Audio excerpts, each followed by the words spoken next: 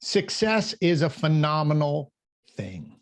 You know, you've achieved the goal. You put it out there, you've built a process, you put in the effort, you put in the time, and all of a sudden you achieve that success. It could be a weight loss goal, an exercise goal, a revenue goal. Maybe it's something for your team or your business. And everyone is celebrating, high fives all around, and we've achieved that goal. One of the struggles with most businesses, or even on an individual basis, is success can breed complacency because we forget all of those actions that we executed in order to achieve that success. We start taking things for granted, and slowly we either slip back or we fail and go in the opposite direction, and we yo-yo back and forth, or we get frustrated instead of really understanding what caused our success so we can repeat that behavior. And that's what I want to talk to you today on our podcast, just you and me, about how you have to fight off that complacency in order to generate consistent success. So let's dive into today's episode of You're in Charge, Conversations that Spark Change with me.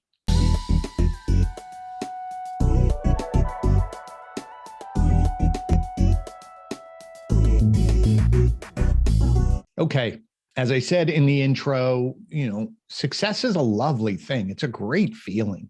You've laid out an action plan. You've built in the steps that you need to follow in order to generate that result. You put in the effort.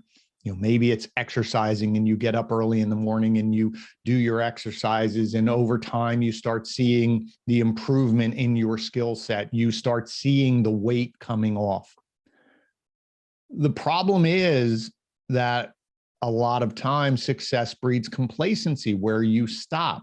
Doesn't mean that you just completely give up and say, well, I lost those 10 pounds and now I can stop.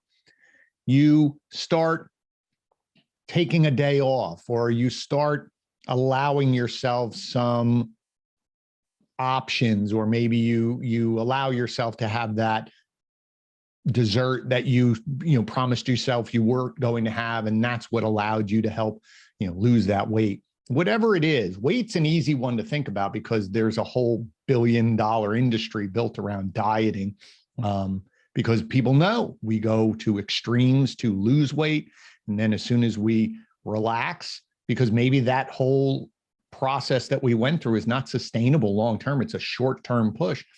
And then all of a sudden we swing back. And then as we start swinging back to gaining some weight, then we start judging ourselves, and we start, putting ourselves down. And next thing you know, we've gained the weight back plus, and then we yo-yo back and put in the restrictions, and it's back and forth and back and forth. And that's not healthy, versus trying to find something that is long-term that we can maintain and we can execute on and say over time, this is going to change, versus I'm trying to lose all of this weight in 30 days. You say a year from now, I want to be here, because realistically, you didn't gain all that weight in 30 days. And I'm using dieting as an example because as I said, it is something that a lot of people focus on. But just think about your business. You're setting sales goals or revenue goals, and let's say you achieve them. My question to all of you who are leading these teams, or you individually hitting your goal, do you dive into your success and what caused that success with as much vigor or intensity as you would if you missed your goal? Think about that. How many of us have been in meetings where we missed our goal, be it a sales goal, a revenue goal, something did not meet expectations? A lot of times the leaders would come in very disappointed. We didn't hit our goals. Now, all of a sudden, emotion starts coming in, or potential labeling of individuals, laziness. We're not as good as we thought. You're not putting in the effort. We have to work harder. You better get it together. All of a sudden we're emotions threatening. We're into labeling, as I said. None of those comments that I just shared are useful to anybody because we don't know what we did or didn't do. If we focus on actions, I've said it multiple times in this podcast, actions cause results. If we focus on the actions that we need to do, day in and day out to generate opportunities for us to sell, to generate opportunities for us to lose weight, generate opportunities for whatever we're trying to accomplish. We're putting ourselves in a position to be successful. My good friend, Mark McGurn, who was on a previous episode, he talks about it in probability versus possibility. The more that we do the actions that we need to do, we put ourselves in a better position for it to happen. So if I call a customer once versus 5 times, the probability of me connecting with that customer is higher if I'm making 5 phone calls than hopefully just 1 phone call. So really focusing on the actions and understanding what are the actions I have to do every day. Now, we do not win every day. Well, let me rephrase that. The question really should be, what do you look at as a win or success? Is accomplishing all of those tasks to the best of my ability a good day? Was that a winning day? Or is the only thing that you're judging a win on is a sale, or I lost 5 pounds this week, or I generated this much revenue, or whatever it is? Again, we're talking about the end result is the only measurement as success. Did we win or lose? In sports, did we win or lose? Yes, that is the ultimate goal. But if we're in a rebuilding phase, or if we're progressing, maybe individually, my statistics of what I'm measuring myself as a member of this team, I'm getting better. And the person next to me is getting better. And eventually we start building this consistency where we can be putting ourselves in a position to win more often. There's a reason why you hear the word dynasty in sports. There is a culture of focusing on the effort, focusing on the practice, focusing on the commitment to get better every single day, putting in time into the actions to generate success. If you may have seen the documentary, The Last Dance, about Michael Jordan, about that consistency of practice and pushing, and he was technically the greatest. You look at the New England Patriots, the amount of times they've been in the Super Bowl, which means whether they won them or not, and they've won a good deal of them, there is a culture of effort and action. It doesn't matter if we win this year, that's great, we'll celebrate, but maybe a day or 2 later, they're back to working on what do we have to do to get better? What do we have to do to maintain the level of success that we have? They're not getting complacent, where you have seen teams that win one year and then they're last place the next year. A lot of it can be complacency. We feel good about it. We're not looking at those actions and getting back to basics. We think we're good. We don't have to work as hard. We won.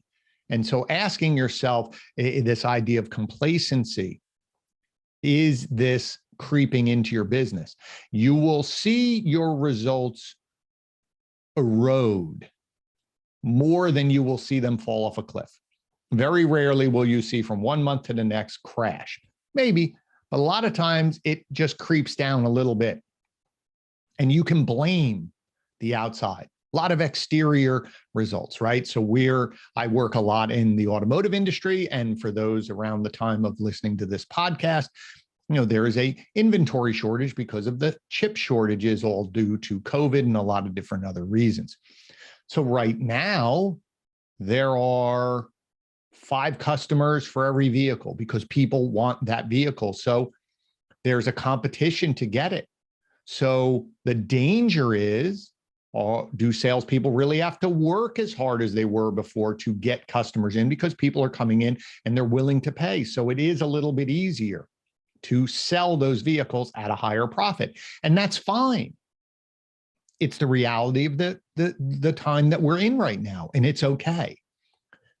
But it won't last forever. So you have to look at yourself and say, well, what happens a year from now if inventory starts to increase? Are we starting to erode our efforts, erode our skill set, take our processes for granted? And that's going to hurt us in the future. We won't see it right now because we're still winning, but we're getting potentially sloppier and sloppier in our efforts, or we just don't think we have to put in the effort because the fish are jumping in the boat, so to speak. So I want to talk about, again, this idea of success can breed complacency. True leaders focus their actions every day on similar things, meaning it's almost Groundhog's Day. They know what they have to do when they come in. They know what actions they have to do. They're responsible. Their checklist. You've heard me talk about it before, having a checklist of my duties. And one of those duties as a leader of a team is inspecting and developing and coaching the team. But if all of a sudden, because we're winning, that gets left off, or it doesn't become a priority anymore, or I'm allowing myself to focus on something else instead of making sure that gets taken care of every single week, it erodes their effort, because now the team starts thinking it's not that important to Glenn because Glenn's not here checking on me. He's assuming I'm doing a great job. But what happens if all of a sudden I go, well, you know what? I don't have to do as many because they're not checking on me. I'll get to it tomorrow. I don't think it's malicious, but it's easy to push things off till tomorrow and tomorrow and tomorrow. And all of a sudden they don't get accomplished in the time necessary. And so even as a leader, if I push off that I'll inspect and I'll check in and I'll see what's going on, but all I'm looking at is the end result. Hey, are we still selling? Yeah, we're still selling. We're okay. You're not checking the erosion or potential erosion of effort. And that's really where complacency comes in, and it creeps in. It doesn't kick the door down. It just creeps in. People come in a couple minutes late. They get started a little later. They leave things for tomorrow. They're just not as excited to go greet customers because, well, the customers are coming in. I worked in restaurants a long time ago in my 20s and 30s, and I worked at some very successful places, and they were busy, but that owner always focused on every single person coming in, getting a high level of experience, customer engagement. He never got comfortable saying, well, we're good, we're busy, we don't have to. He pushed it. Now, in New York City back at that time, the average lifespan of a brand new restaurant was about maybe a year, maybe even less. His restaurants went on for 13 years. Why? Because he always focused. Every day we reminded ourselves what we had to do. He focused on the actions. He watched what was going on. He was always involved. You always felt him watching you, encouraging you, tweaking you, reminding you to make sure that that customer experience was perfect every single time. We focused on what we could control. So the key is, if you're listening to this, be very careful if you're successful to not allow complacency to creep in. Hold those individuals on your team. Hold yourself accountable to what your duties are. What is your checklist? What is your job? Don't take it for granted. If training and development of your team is key, that should be the first thing that goes on your weekly schedule. These are the times that I have to work with my team, and then I wrap everything else around it. If I have to move it, I move it somewhere on that day or the next day, but it has to get done. I don't skip it, because it's important for the building blocks of understanding that if I'm paying attention to my team and I'm building up their confidence in what they're doing to generate those results, that it's the actions that are going to generate those results. If I'm constantly encouraging them and I'm involved with them, we will continue to be successful, or we will see where we're heading down the wrong path and we can address it right then before it starts eroding, before it starts falling away, before we see in 6 months, hey, we're way off the mark. What happened? And then it becomes the panic. Right? Going back to dieting, then it's the crash diet that never works. It works in the short term, but it's not something you can sustain. I can put so much pressure on the team to perform right now, but that's not sustainable. I can't spend all that time away from other things to put the pressure on. That pressure is going to push people away, because they're going to say, what happened to Glenn for the last 6 months? He's left us alone. Oh, now he got in trouble. He got discipline or talk to from his team leader, and now he's pushing down on us. And that causes frustration because it's causing inconsistency in behavior versus they know what to expect every single day. People are creatures of habit. 3/4 of the world, we like ritual, we like habits, we like to know what to expect. We do not want to go work in any organization, work on any team where today it's crazy Glenn, tomorrow is nice Glenn, then there's another Glenn. Today we're going to do it this way, tomorrow we're going to change it this way. Today I'm going to hold you accountable to this, tomorrow it's something else. People will quit because of inconsistency. But if they know every single day, 9 o'clock means 9 o'clock ready to work, not walking in at 9 o'clock. And we have a meeting and this is the way the meeting goes. And this is what I'm responsible to. And here's how my leader checks in on me and checks the actions that I'm doing. And here's how I improve performance. And every week we have a conversation one-on-one about performance. Then I work my plan. I prepare for my plan. I can be successful because of my plan. And if for some reason it's not successful, we can look at the actions and tweak. Maybe we have to change some actions. Maybe some external forces are impacting business. But it's that consistency of effort and action. And understanding that will continue to push you towards continued success. Maybe it's not going to be like a hockey stick where it's, incredible results. But if I'm continuing to grow and maintain and grow and maintain, that's better than a hockey stick and a crash and a hockey stick and a crash. The other key element understanding is there are a lot of your competitors who will allow complacency to creep in. This is the time when things are going well. A good friend, Brian Benstock, always said, the time to fix your roof is when it's sunny, not when it's raining. So when times are really good right now in your business, if you're saying, I'm successful, I'm generating revenue, this is the time to double down to make sure that everyone understands these are the actions that we need to do to continue our success, because your competition, a lot of them will be doing the reverse. They'll be focusing on something else because this over here is working so well, I can focus over here. And they realize or don't realize that by taking their eyes off of what is continuing to have been successful will erode because of lack of focus from leadership. People will rise to the occasion when they know they are being held accountable to it. And as soon as that accountability is taken off or lessened or focus is somewhere else, it's human nature to push things down the road.